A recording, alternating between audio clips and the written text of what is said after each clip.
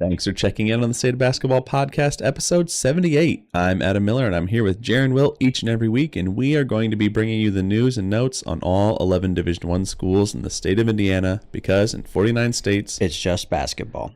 This is our last episode of the season, like during the season. Our seasons kind of operate different. Our season, like of the show, doesn't really end until right before our preseason shows start, I guess. Yeah. I guess we have a postseason kind of, like we're about to head into the postseason, but like we're not about to start season 3 of the show. Yeah. Right. Yeah. The basketball season is almost over. Mm-hmm. Yeah. I mean, for the Indiana portion has been over since last weekend. Yeah. This past week. This past week, played. Yeah. But, we're heading into the last game of the college basketball season. The national championship is going to be tomorrow if you're watching live on YouTube, or today, Monday, if you are listening to it afterwards or watching after. And if it's after Monday, then this is outdated content. So you will see either how right or how wrong we were. But we were gone last week. Bad weather. I was getting ready to go to Florida. So yeah, we almost had tornadoes. Yeah, multiple times, right? In the last couple of days. In the last week, yeah. Oh, yeah. You didn't experience it all. Yeah, so last Sunday, there were like 3-ish tornadoes in the area, like 30 minutes to an hour north of us. So we were pretty good, other than, the insane wind and the potential that we get hit with a tornado. And then I think Wednesday, might have been Wednesday, same situation, tornado watches. Yeah. Because I always get those confused. Tornado watches, and then Indianapolis got hit in several areas. Yeah, I think several Evansville, areas of Evansville too. Yep. Assembly Hall, the roof was leaking. That roof's always doing crazy things. Yeah, but all over the state this past week, the state of Indiana this past week, there's been a lot of destruction from weather, mostly of the tornado variety. Yeah, I was a little worried because I heard when I was down in Florida and I heard that the bad weather was coming, I was like, please just let my house still be there with the wind. But we can talk more. We can, jibber jabber about whatever we want later. We are early. If you're watching this live, we're early. It's 8:33, and we're a little bit early because season finale of White Lotus is at 9, and gotta watch. I'm still not convinced you're gonna get it in tonight. I'm gonna watch. I'm gonna go home. I'm gonna not yap so much, and we'll get done talking about the Final Four and the preview of the national championship game. I'll still yap, but it'll be a quick yap session. It's especially, this is an episode that is perfect for a very, very long yap session, because I pretty much haven't talked to you in a week. Yeah. Once I was in Florida, when I'm on vacation, I pretty much just go off the grid. I just disappear. And our group chat suffered. Yeah, I just disappear, and then I come back, and so luckily I didn't miss any games. On my way back, I had to try and find a radio broadcast while I was driving back up for the Auburn Florida game, and that was a little touchy, but didn't miss any of the Sweet 16 or the Elite 8. I had to listen to a game and then got to watch all of the final games. So where do you want to start? You want to start just with the Final Four? Talk about the first game of the night? Yeah. Or do you want to talk about the headliner first? I have less to say about the first game. So why don't we start there, because I think I have more to talk about, because I was actually able to catch all of that one. Yeah, I mean, the first game, it's always funny. Like, going into the game, I was like, okay, they just announced the Wooden Award. Janai Broom didn't get it. Yeah. He's going to come out there. and ball out. Then I was also like, okay, well, Bruce Pearl's coaching against his, like, we'll call him a protege, former player, former assistant coach for him, and Todd Golden. So I was like, okay, it's going to be like a not hand over the torch moment. It's going to be like, I'm going to beat you down. Right. Like, you and like stay young pup. It's not your turn yet. Yeah. That's how I thought the game was going to go. I did too.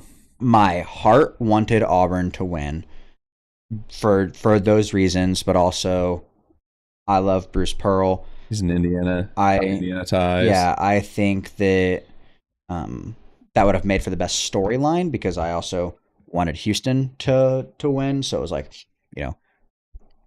Pearl and Sampson, going after two coaches that at this point in their career have had an opportunity to, they've been to the Final Four, but have not yet won a national championship. And it feels like they're both coaches that should. Yeah, exactly.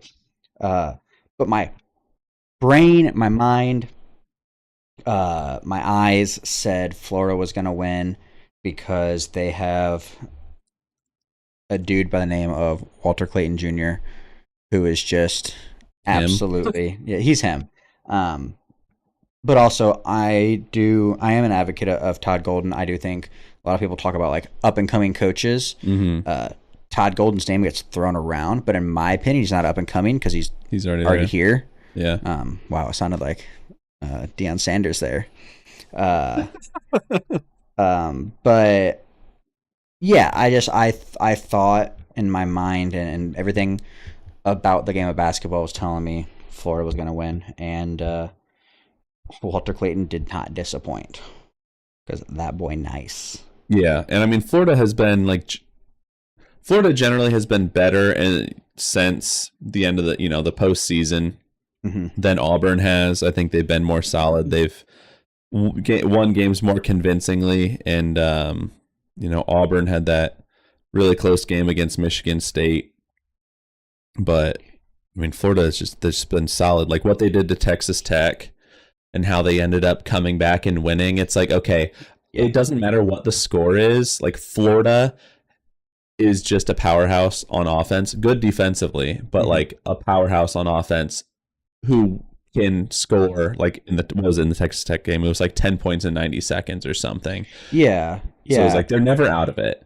And I knew I bet on them to be the first half line, Florida minus 1.5, and they were down by I don't know, 8 maybe going into halftime. I don't remember. I don't exactly remember. I can pull it up for you here. Yeah, it looks like 8 based on the math. Yes, it was. And I was like, okay, well that just validates that Florida's now going to win this game, right? Because they're going to take that shit seriously. Yeah. And I mean, Walter Clayton Jr. is having an absolutely insane run through the tournament so far. Like he had 34 points against Auburn. I think he was the first player to go back-to-back 30-point games in the NCAA tournament since Larry Bird did it. Yeah, since Larry Bird. Yeah, that's crazy. Yeah, that's crazy to do. Yeah. And he's shooting above 50% in the tournament. He's averaging 24 points and almost 50% from three. Auburn just had no answer for him. I mean, they could not stop him. He was just literally getting buckets at will. It was insane. Like anytime he got the ball, he was going to score. It just felt like, all right, he has the ball. Pretty much. Shot clock's coming down. He's just going to score here. And that's pretty much what happened. And he's a point guard that got 2 assists. Yeah. Because there weren't many points scored that weren't by him. Yeah, 34. I mean, he had almost half of them. I mean, that's crazy. That's crazy alone, especially against, Auburn. But yeah, I was sad. I was sad to see Auburn lose. I really like Bruce Pearl, and they were just so good for so long this season. And it just seemed like they were going to run away with it. And then towards the end of the season, they started to, tack on some losses, and they just peaked too soon. Yeah, Janai Broom got hurt in the, Elite 8. In the Elite 8. and that was the Michigan, the Michigan State game. Like he got hurt, came back in, he got hurt at the end of the regular season, and it just felt like, okay, like have we seen the best from Auburn? And it seems like because they lose 2 to Florida down the stretch, one in the SEC tournament, and then one obviously in the Final Four, and so like that hurt my heart. But it is cool to see someone so young like bring their team to the NCAA tournament national championship game. Yeah. How many here? Let's see if you know this trivia. You probably do. How many NCAA tournament wins does Todd Golden have to his name?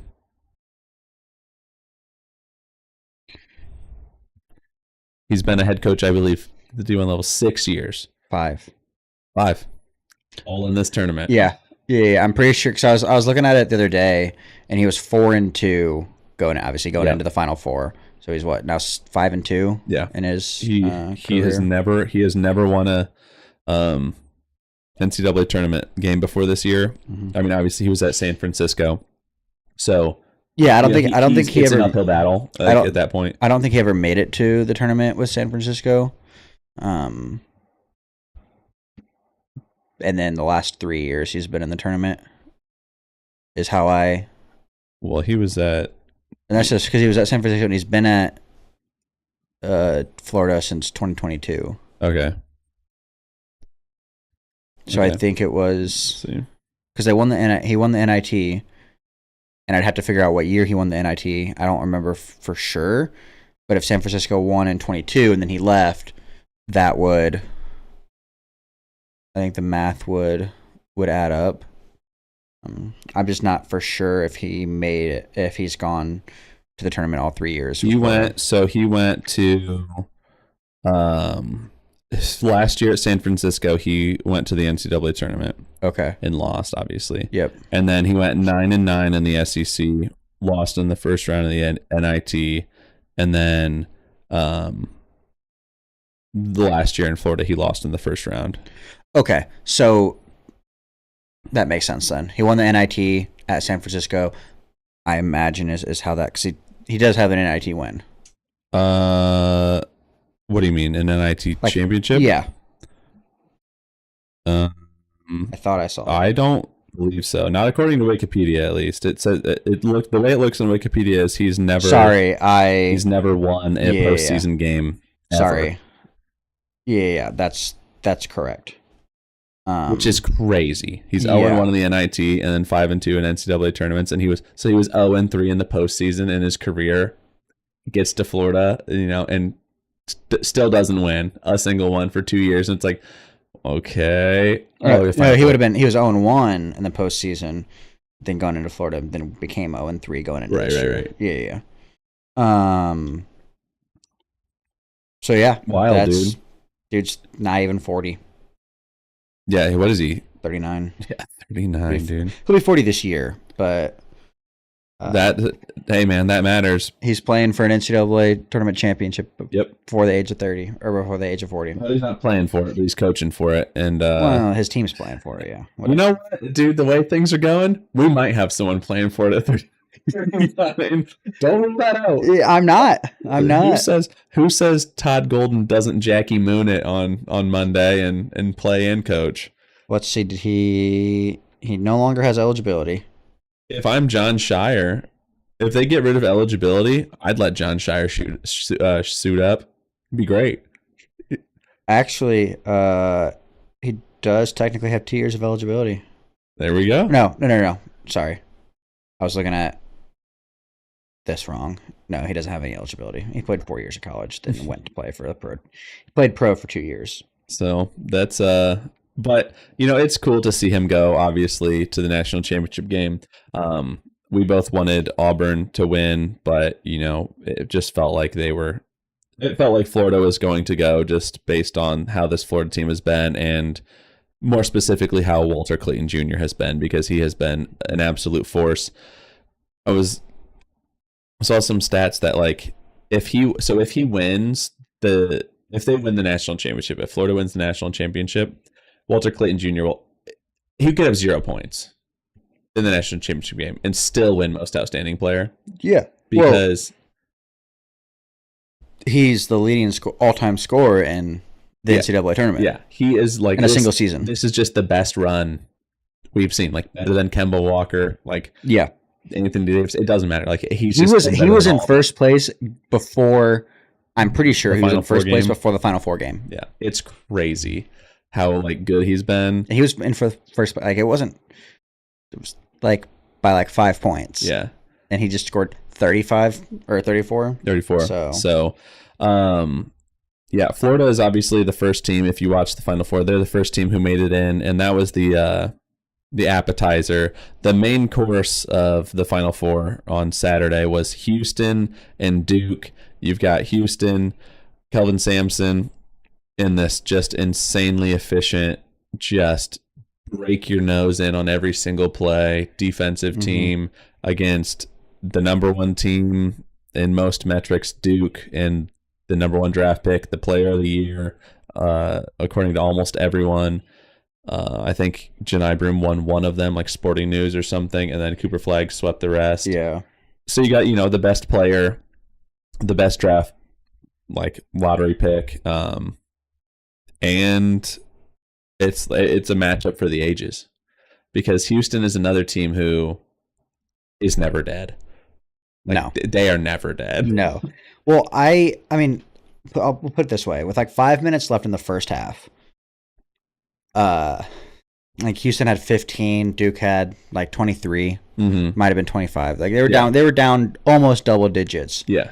And I was at my parents' house watching with some family and some family friends, and everyone's like, "Oh, this game's a blowout. This game's a blowout." And it's like they're like a Final Four game against two one seed teams. Like a double digit lead is like you've never watched Houston, almost have you? Almost a blowout. And I literally said, Houston is in control of this game. They are, like dictating the entire game. Like they were down. They were like playing horribly on offense. Like they weren't getting their shots weren't falling, but like they were still good defensively. And like it's a situation where it's like, guys, we're playing horrible, and we're only down 8, or whatever it is. Yeah, yeah. It's like because they're just going to give you 40 minutes of 40 minutes of hell is what it is. Yeah. And did you go to overtime? I was like, it's overall scoring this though, having with 5 minutes left in the first half, a combined 35, 40 points. Yeah.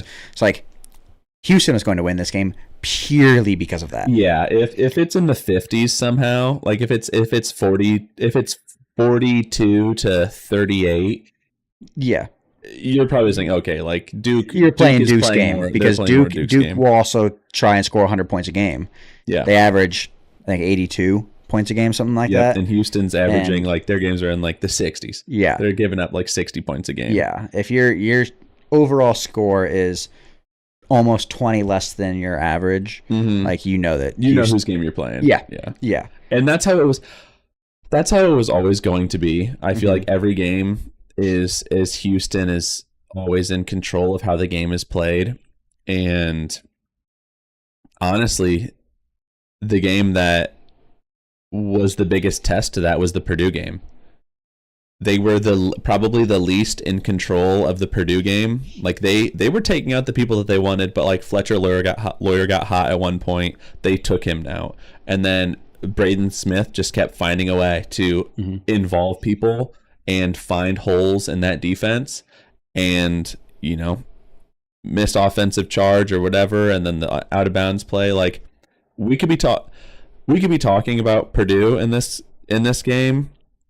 Maybe. I mean, I would not like to see them play Tennessee ever again. They always play each other. But like, obviously, Purdue might not have made it. They could have lost to Tennessee. They could have lost to, they could have lost to Duke. Yeah. Like, it's a completely different game. Obviously, that game's probably in the 90s or the 80s. Yeah. Because of just the styles. But it was looking like, I think you texted me in the second half, like maybe it was like midway in the second half, I think, right before it happened, right before. And so I think they have to thank you because you texted me and I literally said, I think things are looking bleak for the Cougars. Yeah. Something like that. I was nervous. Our Cougars, I think. But it was. Because they can come back. It's just, do they have enough time? It's like 10 minutes. Like, do they have time? Yeah. Yeah. And that was my concern. And then I thought about it, I was like, okay, I called before the game. Cooper Flagg might be the best player in every category in the country. Yeah. But from what I have watched this year, he is also the least clutch player, one of the least clutch players in the country. And I called that at the beginning of the game. Not even talking about his affinity to slipping. Right. Because everyone at the function was just like, oh, Cooper Flagg's just going to dominate. Mm-hmm. I was like, okay, yeah, he's good. He's going to get his. Their offensive, their game plan. Don't let it be a 5-point game with 2 minutes left. That's pretty much what I was getting at with them. I was like, you just. I'm also like, I watch more ball than any of them, which is like, it's fine. A large margin. Yeah, which is fine. But yeah, it was. There's always that like, one guy, Yeah. And I was wearing my ball knower hat. I literally looked at my dad afterwards, and I was just like, everything I said, right there. Wear this hat for a reason. But yeah, it was just.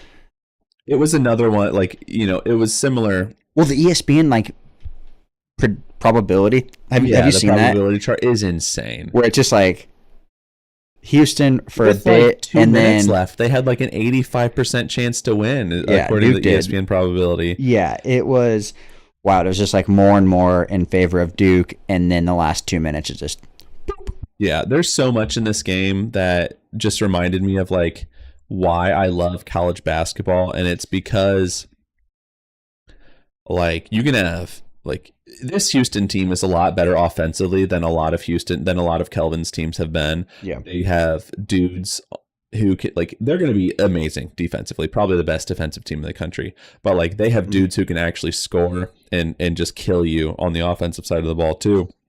And they're also completely healthy compared to, like, last year. They had a pretty similar team makeup, but Shed got hurt. Shed got hurt, yeah. Yeah, and that was obviously the big piece.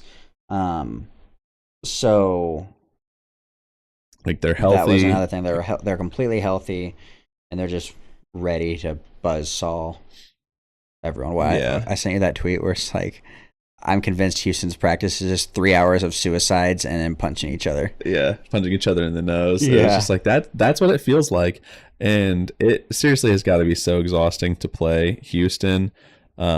But like with 10 minutes left, the last like 10 and some change, Houston held Duke to 1 field goal. Yeah. And I think a couple of things, like when it was looking like that, you don't want to be a Duke team because of their makeup against this Houston team, because this Houston team is old. There are no cracks in their defense pretty much, and they take no seconds off, like on offense, but especially on defense. So the advantage that you would normally say is like, okay, if we are in a close game, like you would normally want to be Duke because you've got lottery picks who can make a play and just like do something that a defense can't stop. Yeah. But your freshman lottery picks going against 22, 23-year-olds who have seen it all and will literally not back down. And that's what happened, man. There was that one foul on Cooper Flagg. I don't know. Yeah, Houston might win it even if he gets the rebound. He got called for a foul on a rebound on a free throw. He could have gotten the board. He could have missed. He could have made it. I still think that Houston probably comes away with it because Houston was down 1 at that point. They could have been up 3 or 2. Yeah. The interesting foul. I mean, I don't know. Well, I mean, and right before it was the technical foul where I think it was Tugler. He like accidentally touched the ball when it was still out of bounds, and when Duke was trying to inbound the ball, and that gave Duke I think they made 1. I think so. They made the shot. I think it was only 1 shot. I think it was a 1-shot technical. Yeah, and they made it. So like it was like, okay, at that point, the game should have been tied if that technical didn't happen, and I know. And Like, normally there's you just see so many like things that like, happen, and you're like, game's over. Like, well, that's what everyone I was with was like, boneheaded because play. later, a couple seconds later, Houston hit the free. I think it was the same free throws where they. Yeah. I think they missed. It was like they missed one of the two. Because they were getting the rebound, so they missed the front end, and it was like, okay, well, or they missed the second one, so it was like, well, the game would be tied right now if it wasn't for that technical. Yeah. And then the foul happened, and it's just like, oh, okay, well, Houston's gonna win now. Yeah. And people on the internet love to talk about how the NBA has the rule where if you call a timeout, it advances the ball past half court. And I've always been against that rule because I think it's more interesting when you have to just play it out. Like, that's just a clear advantage to the team with the ball. Yeah. And like, if you have the ball, it should be even for both teams. Like, you shouldn't get an advantage. You should have to bring the ball up every time. Yeah. And if you can't get the ball in, that's on you. You shouldn't be able to take a timeout and get out of jail free card. In my mind, I've always been against that rule. I am too. And it's like, in this game was a perfect example because Duke could not inbound the ball. They could not inbound the ball. They got it stolen on an inbound. Like, they were just struggling to inbound the ball, and like, Houston should be rewarded for their defense in the full court. Like, just loved this game. Like, it was just such a good game. Like, this Final Four, it's the second Final Four ever with all 1 seeds. And the last one was in 2008. And this one, like, loved to have a Cinderella, but it was incredible just to have all 1 seeds because the games were so good. Yeah. The games were just incredible. Yeah. But the center, Malawach for Duke, 7'2", 0 rebounds. Yeah, it's crazy. How are you 7'2" and can't grab a single rebound? Well, you're playing against a defense as relentless as Houston. Houston had 42 rebounds. Duke had 31. I mean, Con Knipple had 7 rebounds. Proctor had 1. Yeah. Mason Gillis had 2. Literally everyone but Malawach. Yeah. Well, 2 dudes on the bench, but I mean, like, come on. No rebounds? That's crazy. But I mean, it was really cool to see. I really wanted Houston to win, and that's what happened. So now we get Houston and Florida, which should be a fun game, dude. I'm really looking forward to it. I think that it's going to be the same situation where it's like, okay, based on the score, who's in control? Yeah. So the over/under is 141, and on the betting markets, Florida is favored by 1.5 on ESPN Bet. They were like 1 point favorites on DraftKings. So Florida's favored, but in the KenPom and Torvik, Houston is favored, which is very interesting. Yeah, Houston's favored by like 4 on Torvik. I'm looking at Evan Mia, and it's Houston's favored by 0.3. Okay. They're saying 69.2 to 68.9 is how the metrics from Evan Mia are. So it's this is the number 1 team versus the number 4 team in Torvik to bring back what we've talked about. And Houston's won like 18 in a row. And had, in my opinion, the toughest stretch of games to get to this point. Oh, yeah, dude. Played Gonzaga, who should not have been an 8 seed. Right. Played Purdue, who, was really good. Played Tennessee as the 2 seed. And then played Duke, not the overall 1 seed, but like has been number 1 in pretty much every computer, like KenPom, everything. Yeah. So like, why would Florida be the one to stop them? And for me personally, I want Houston to win because like I want Kelvin Sampson to get it. I want him to win one. He's obviously got less time to win a championship. It feels like he's been so close to winning one and just hasn't been able to do it. Um, went to the Final Four with Oklahoma. Obviously he's been to the Final Four with Houston, but I would like to see him do it. And Todd Golden's got time. Like he might never go to a Final Four ever again. That could happen. He could win 2 national championships after this. Yeah. But this not saying that this is it for Kelvin Sampson, but like we're running out of time here. Yeah. We're running out of time. Yeah. And now it feels like the most appropriate time. Yeah, it feels like the best shot he's had. Yeah. And like if you just separate it, like the coach is this old versus the coach is this old. These are the kind of the players on the team. These are kind of the players on the team. Put no names attached to it. I would take Houston every time as who I would pick, because they've lost one game in regulation to Auburn.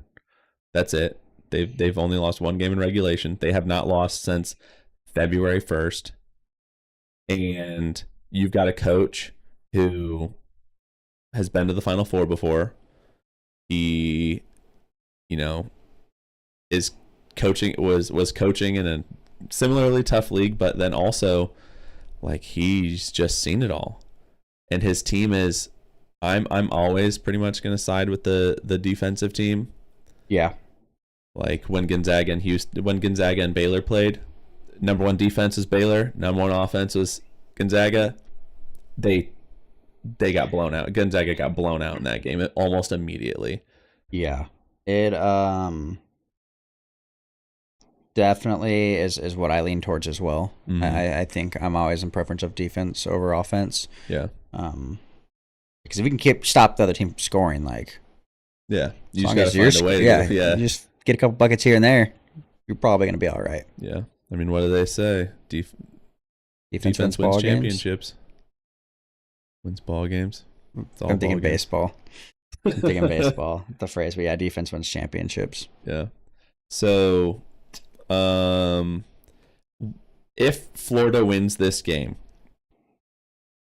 it's because of Walter Clayton Jr. If Houston wins this game, I think it's because of Cryer, but more importantly, I think it's because of their defense. Yeah. And coaching ability. I think Todd Golden is a great coach. Mm-hmm. I think Kelvin Sampson is the Hall of Famer. Yeah. So like, yeah, might be 2 Hall of Famers in this game. Absolutely. I do think Todd there's Golden at least one. Yeah. So that game is early. It's like 8:50 or something. Thank goodness. On Monday, I had it here. And you just stocked my fridge with new seltzers. I got you, dude. It's 8:50. Tomorrow on Monday night. So that's April 7th. And like we said, Houston is the favorite in the computers, but Florida is the favorite in the betting markets. So I would probably side with the computers personally. I mean, I did take Houston in this game to win it. So can we talk about how crazy it is that you just said it's early and then said it was 8:50? Well, it's normally 9:20. I know. Well, I know. That's the point I'm making. Is like that's scary to think about. Us East Coasters, man. I'm telling you, it's so late. The West Coast, in my opinion, is the best for sports. Oh yeah. It's like, okay. Worst case scenario. 9 a.m. NCAA tournament games. Sign me the fuck up. Like, and then you get to watch the last game at like 10 o'clock. Yeah. Like 10 o'clock. You're like, oh, the game finished at 10. Now I can actually go to bed. Yeah. I'm like, I will not mind waking up before 9 a.m. Yeah. To watch the next round. Yeah. Like, if you're on the East Coast, it's like, well, I have to be up anyway because I'm not going to sleep till noon. But I mean, you can. Some people can. But I can. You got anything else on these 2 games? No. Or I guess 3 games, 2 games in the preview. It'll be a good one. Tune in. We haven't talked about what we're gonna do. Maybe we'll just be at home. Maybe we'll hang out. We'll see. Tomorrow? Yeah. Okay. We'll talk about it off air. We're trying to get to White Lotus. But what else? I went to Disney World. It was fun. Mm-hmm. Took my wife and my daughter and my son to Magic Kingdom. Got to go on some rides, meet some princesses. Saw you And a couple spots around Saw the me park. around, Yeah. tracking me. Saw you around. I was just curious. Just got to check in on the boy, you know? Yeah, I would have been doing the same. If you were in Disney World, I'm like, oh, I know exactly where he is. Yeah. It was a good time. I almost texted you. I was like, he's not going to even see my text. Yeah. But you were over by the Seven Dwarfs minecart ride. Yeah. I was going to text you like, you gonna go on it? But then I realized probably a little too young. Like your kids are probably a little too young for that. No, we took my daughter. She could have gone on it. We just didn't, just because she didn't really want to. She had specific rides that she. I think you were at the to. Snow White ride when I the one time I checked. Yeah, we went to or over by the Snow White area. Yeah, we were up in that area because we did it wasn't a ride; it was like a Bell experience. Yeah. But we did a couple of those things. Went on. They changed. You've been to Magic Kingdom? Yep. We went to. I haven't seen the whole park. Yeah, they changed Splash Mountain to Princess and the Frog ride. So I was looking. I was just scrolling through because I saw you were there and I was like, what else is going on? It was like Princess and the Frog. I was like, I'm pretty sure that used to be. Splash Mountain. And I rode Splash. I went there in January. Yeah. And rode Splash Mountain. It was cold as fuck. Yeah. It was cold. It was nice. We went there first because that was the one we knew was gonna have a long wait because it always does, and then it's new. Yeah. And so we went on that first, and they let you. We did rider swap on that one, so I went with my daughter, and then they gave a fast pass to my wife to take her again, so that you could go with both. So we did that on that one, and then her two that she wanted to go on was the Tiana ride, and then Haunted Mansion. We went on Haunted Mansion probably 3 times together. Nice, but it was good. It was fun, and the Tiana ride was really cool. It was nice. It's a lot less dark than the other one. I mean, there were the issues with the themes of the other one being, racist origins, but then also it's that one is spookier because they're like, I'm gonna throw you in the briar patch, and it's you got the vultures being really scary. This one's oh no, you got shrunk. You got shrunk. Oh, we're gonna change you back. Yeah. So it was more fun, and she enjoyed it. But I'm back, and better than ever. Maybe colder here. Torrential downpour when I got back. The rivers are high. Yep. Louisville's flooded. That's gonna be interesting for me and you. Yeah. On a personal note. In 3 weeks. Thank goodness it's in 3 weeks. Yeah. If it was in 2 weeks, we might be cooked. Plenty of time to. I'm just worried about the conditions, the course. Should be fine. Yeah, I'm not too worried. Should be fine. I'm not too worried. Until our Airbnb's destroyed. Underwater. Yeah. No kidding. Well, a lot happened on Twitter. I've sent you most of the things that were non-basketball related. But I'll run you through. I was sending Adam the hits. Last time he went on a vacation like this, I just I created a note that a shared note where I was just pasting in links to tweets. Yeah. I did not do that this time. Probably should have. Last time I did not have. I had cell service, but it was you were quite literally out of the country. I was in Iceland, and so I was not checking my phone. I was camping in Iceland for 10 days, so I was not sitting there on my phone checking Twitter. So transfer portal stuff. I texted him hits on things. Mm-hmm. Indiana guys. Yeah, big names to and we'll talk about these more in detail after the tournament's done. Yeah. Ryan Conwell, who everyone thought was going to go to Indiana, committed to Louisville. Okay, so he's not coming back into the state. Correct. He has officially remained out of the state. He's an an Indianapolis guy. Yep, who was recruited a little bit by Indiana twice. Yeah. Obviously played at Indiana State. Yep. Transferred to Xavier, was their best player. 4 years, 4 schools. No. Yeah. He was somewhere down in Florida. Oh, yeah. You're right. It was South Florida. Indiana I think it was at USF. Yeah, and then Indiana State, then Xavier, and now Louisville. But that was a big one, especially because it relates to the Indiana State connection, but also Indiana University. Indiana signed their first 2 players. Enright. And one of them doesn't count. Yeah, Enright committed to Indiana, and then right around that time, Tucker DeVries Shockingly announced that he would be transferring to Indiana. Malik Renew is going back home to Miami, which I think we all kind of thought was going to happen. Yeah, makes complete sense to me, especially new coach. Yep. Caleb Banks is going to DePaul to play with CJ Gunn. That's cool.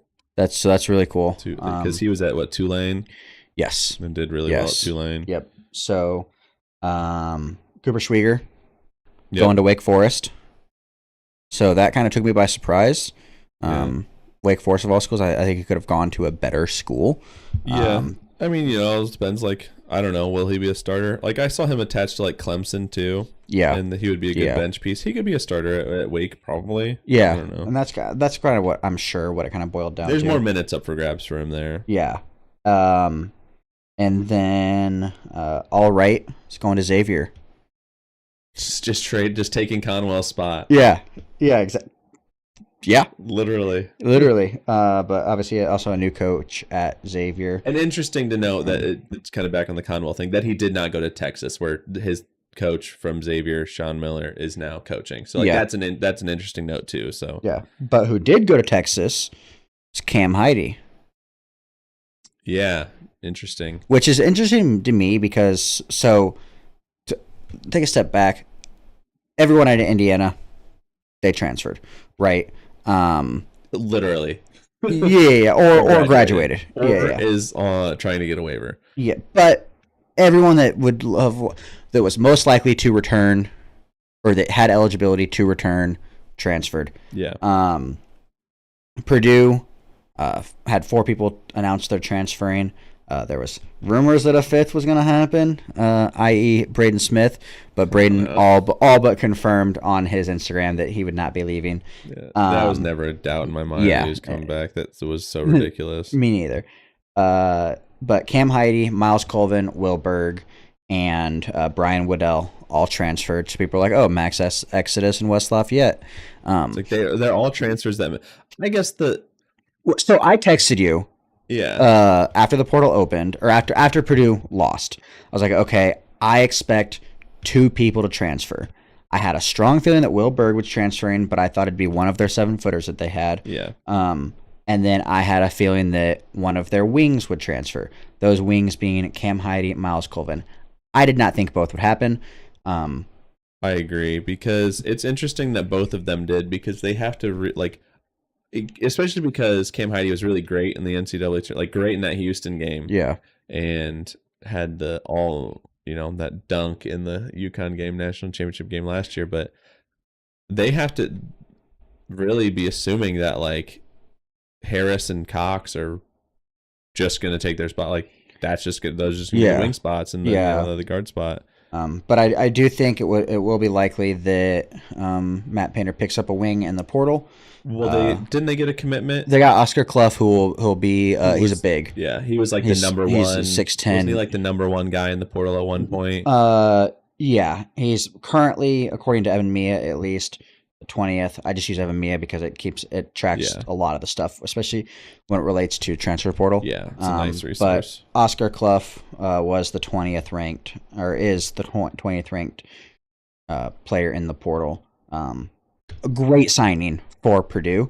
I'm curious how that's going to work now with TKR, Clough, and then Daniel Jacobson. But and I don't know what Benter. I don't remember what position he played, but he redshirted, so couldn't play this last season. But I thought it was weird that one of their wings or both of their wings, and Miles Colvin and Cam Heide, were transferring, especially with Caleb First leaving. So like, if they do play smaller, then it's more likely that one or both of them will be on the court at the same time. Especially Heide. Yeah, I also think that with Heide, he's transferring into a very similar situation in Texas. Role. So odd. I mean, I guess UT has got a better campus or environment than Purdue, and that's maybe what he's looking for, or obviously NIL. We don't know.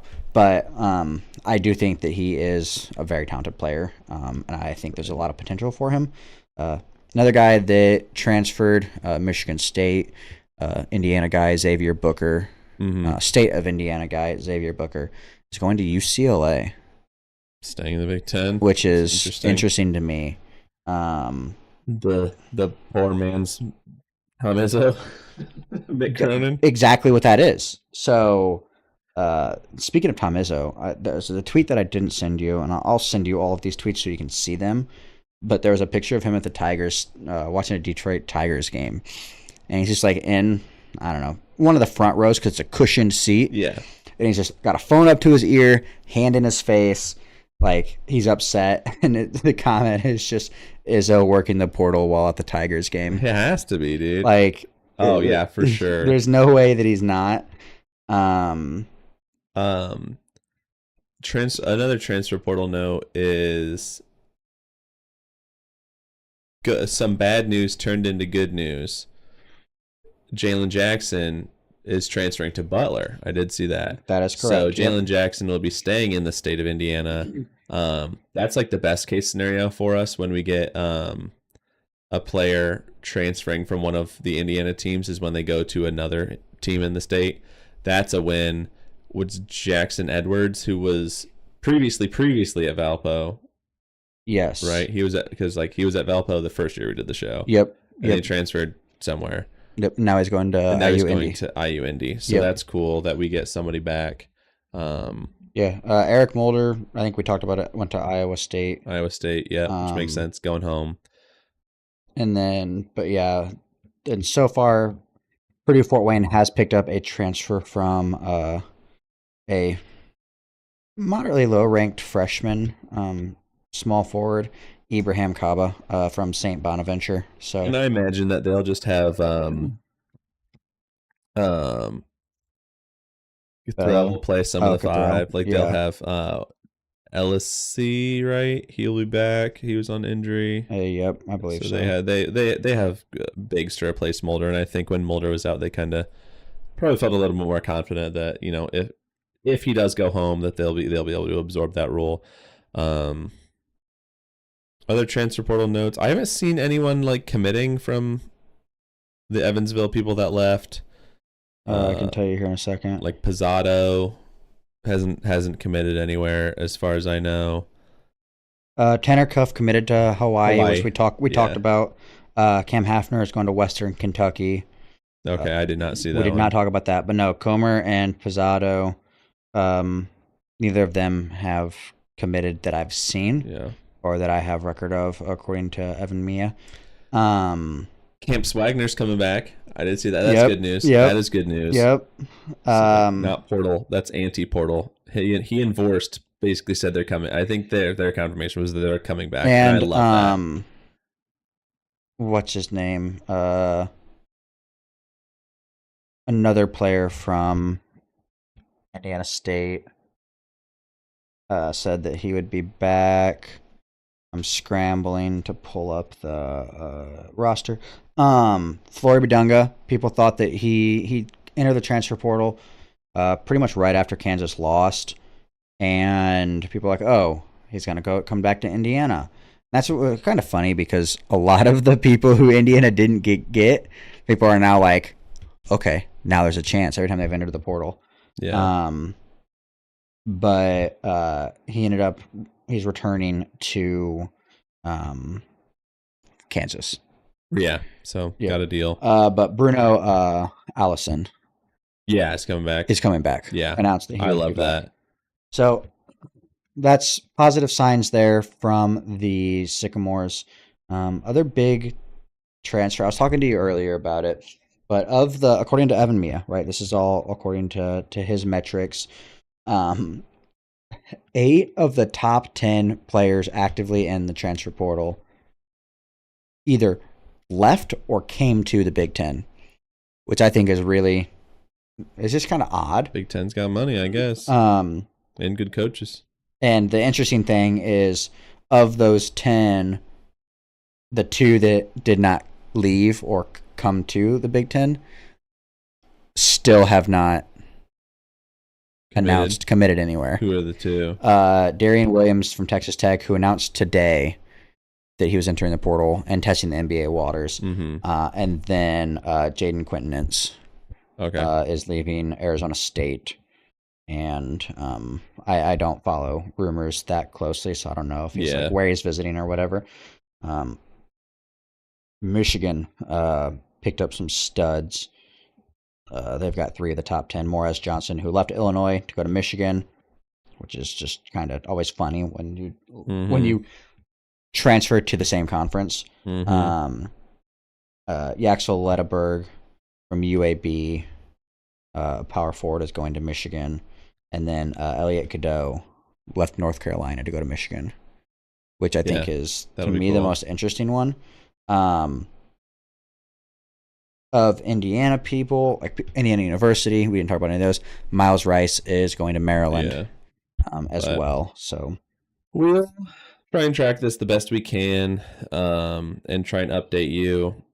We'll Jaren and I will assemble a list, or we'll mhm. rip a list, and just to update you every week, just to remind you on who that'll kind of be in our weekly, just to let you know like who is gone and who is coming back and what you can expect from players that they're getting. But I'm excited for the national championship game. Overall, I've really enjoyed this tournament.